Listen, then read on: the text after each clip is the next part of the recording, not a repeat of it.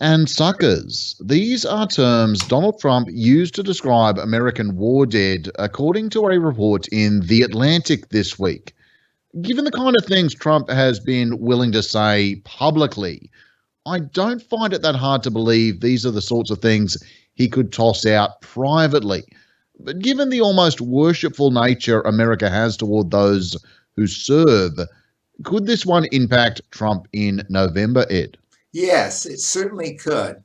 And he has said it publicly. Remember, he called McCain essentially a coward and a dummy for being captured. I don't like captured soldiers. He's no hero for me. Um, I'm a veteran because of military service that most of us had to take on. Many Americans served in the military at some time. So this cuts very deeply to the core of the United States, fighting for your country. It's particularly the core of Trump's own constituency, the rural South. The rural states in general produce most of the military. He has lost, according to polls taken within the current military, most of the support from the average soldiers.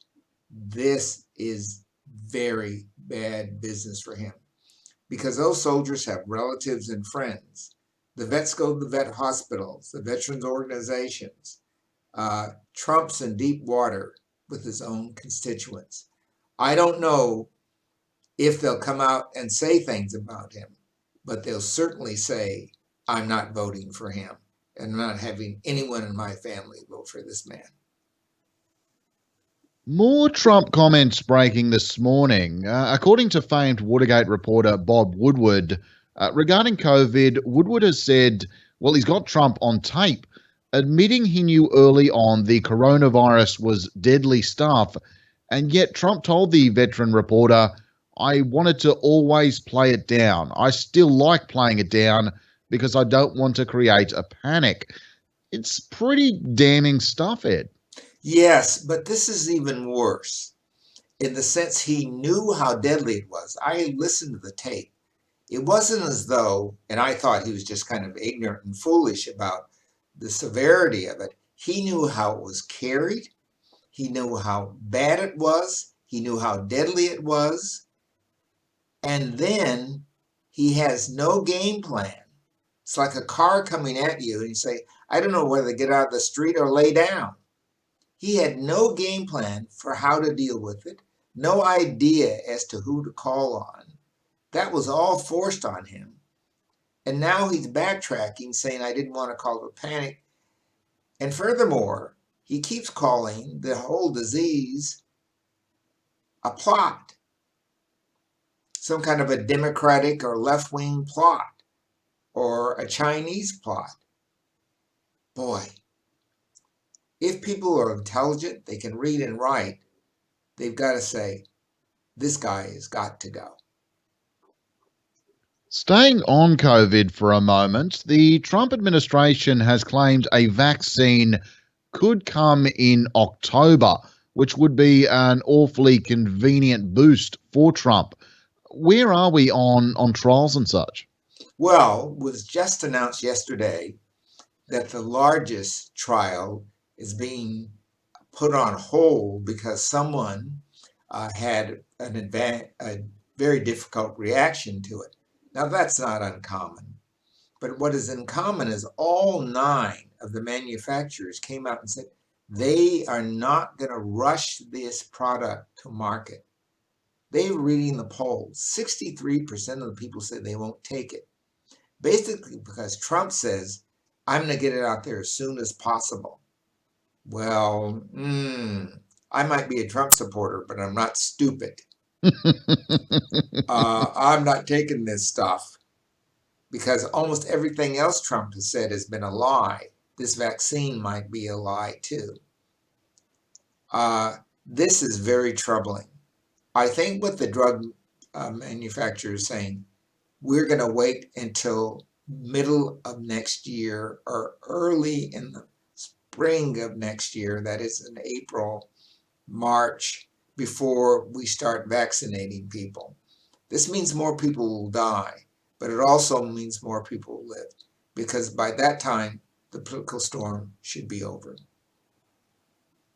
And what is going on with the relief bill? Mitch McConnell producing a slimmed down version of the bill earlier this week, That was pushing. the bikini.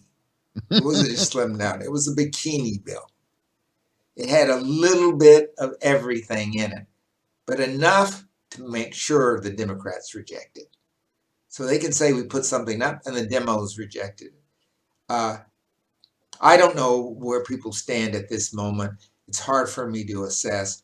I don't think this will go anywhere, particularly since people are accustomed to the bad treatment they're getting, and it's only going to go on for a month or two, no matter how things turn out. I don't understand why the Senate's doing this, because the Senate could be lost in this election. It'd be my advice to them to throw everything they can at this, but to shorten the time horizon, say it'll be over in June or April. But this makes no sense to me at all when the American public is hurting so much, both from COVID and from the economic after effects. And this one is getting buried a little bit, but Postmaster General Louis DeJoy, there's calls for campaign finance investigations into DeJoy following allegations he and cronies in a previous private sector role would urge employees to contribute to Republicans and then reimburse them through bonuses, which would be illegal. What's going on, Ed? It's both illegal and immoral. It's against every U.S. code there is. As long as I can remember, you cannot even put money in a campaign for your wife unless her name is on the same check. You can encourage your employees to donate to their favorite campaigns, but not to designate one. This is crazy stuff. He's violated both federal and state laws and election codes. I don't know what happens to him, but maybe there's a large enough trash bin for a lot of people in the Trump administration. Trump said during a Labor Day press conference that he'd be happy to see an investigation into DeJoy's activities. Pretty freewheeling press conference, really. Anything else coming out of Labor Day this week? Well, the biggest thing is that Trump now is on the defensive for two reasons. One, he's going down the polls, going up with the national polls. Some of the battleground states, things have really tightened, like Florida. And so what he has to do is preserve all of his energy to a campaign where he's running out of money. And if he can kick out the Postmaster General in time, he can hold up the mails. That'll save him some money. So he's not defending this guy. He just wants to get rid of him, but he doesn't want to do it himself. He wants the government or an investigation to get rid of him so he can put in another crony who will actually slow down the votes. Oh, this guy is slick. California, the wildfires we're seeing there, Oregon as well, are devastating fires. As an overarching issue, this is one we've talked about previously at some length. Ed, the factors involved, the solutions needed, anything to add to the latest? I don't have anything. I think the problem is the whole system's weakened. State governments are weakened. Their fighting capabilities weakened. People have made the mistake of moving up into the woods during the summer months, adding to the burden that will occur when people are around with their dogs and cats and spilling things. And once a fire starts, of course, it's got more things to burn. So this is just the real hell. And California and the West Coast is facing it. Don't know what can be done about it, but I do know they're calling on Australia to help. Looking overseas, and in Saudi Arabia, 8 defendants have supposedly been sentenced to prison terms for the murder of journalist Jamal Khashoggi. Now, we don't know who these defendants are. We don't know about the ongoings of the trial. All looks suspiciously like a bit of a cleanup operation for the Crown Prince Mohammed bin Salman. Thoughts, Ed? Well, he's getting rid of the evidence, isn't he? Yeah, these are the guys that did it for me. Everybody knows it happened. Now I have to shut them up, execute them, have a trial. Boy, oh boy, oh boy. They are so transparent. Let's move on to the Chinese. Well, yeah, with the Chinese, this is more an Australian story, but very important, I think, on a global scale. We've seen Australian journalists fleeing the country following advice from the embassy over there. What's going on? Well, look, Hong Kong is going to be cleaned up soon. The last thing you want is a bunch of Australian journalists who know their way around China to be in the way. They got rid of most of the American journalists over trade war stuff a couple of months ago. You can be sure the British and other journalists will be called spies or whatever. They got to clean house before they clean up Hong Kong.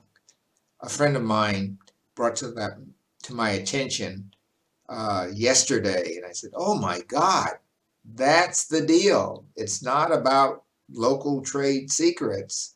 It's not about warmongering. It's about taking the offensive as they move into Hong Kong to clean it up." And we haven't touched on this one in a while. It's been a bit quiet, but Brexit. Boris Johnson this week threatened to override elements of the Brexit withdrawal agreement that's been, well, let's face it, painfully negotiated with the European Union, which the EU says could breach international law. Any thoughts? Well, it not only breaks international law, it breaks every agreement between the EU and Great Britain. The tricky issue here is the relationship with Northern Ireland. Northern Ireland needs that back door into Ireland. And if that gets shut when this breaks up, you're going to have a lot of breakups in England, including Scotland. So I don't know what Boris is up to. He may be soothing some local crowd, but Scotland and Northern Ireland are really in the crosshairs here of being destroyed. And if trouble starts in Northern Ireland and it starts trickling to the Republic of Ireland, we'll be back in the soup again with those Irish wars. Yes, let's hope we don't see trouble with a capital T in that particular situation. Ed, back in the race, obviously touched on these ones a little bit before, but we're only 8 weeks out from a result now. Polls look strong for Biden, but with scandal after ludicrousness from They'll Trump. probably one a week. Yeah, it's kind of amazing that the polls aren't even stronger. There's a sense that voters made up their minds A a long long time time ago. ago. Yeah, a long time ago made. What this election is about are those people who voted for Trump last time giving him a chance. There were a few people like that. About 1% or 2% of the voters said, let's give this guy a chance. Another 1 or 2% said, I would not take Hillary at all. And then black voters said, both these guys, plague on both their houses, and they stayed home. So you get the black voters out. You get the people who put their nose up about Trump saying, nope, these drugs are not good. I'm not taking them anymore. And you bring in those suburban people who say honesty and integrity is very important. It's still only 3 or 4% of the population. And in Michigan, Minnesota, Wisconsin, and Pennsylvania, if they vote toward Biden, the race is over because the entire West Coast is going that way along with Arizona. The entire East Coast, all the way down to North Carolina. It doesn't matter what happens in any other place. And on campaign finance, reports I've seen this morning that Republicans have raised over $1.1 billion for Trump's re-election bid. But coming into the final stretch, they've already blown $830 million before Labor Day. That's a lot of money, of course, plenty being spent by Democrats as well. A But lot of it spent on Trump uh, properties. mm, Trump's had these events at his properties. He's charged people in the campaign for working at the White House, for putting on events at the White House and government properties, totally illegally. But he's paid his own. That money is finding its way back into the Trump community, back into his coffers. He's got to scam enough out of this to get out of town. well, Ed, we are in it to the bitter end. We'll be joined again next week. We'll be And talking. let's not be disloyal. Let's let Michael Cohen say his piece next week. Look forward to it. Take care.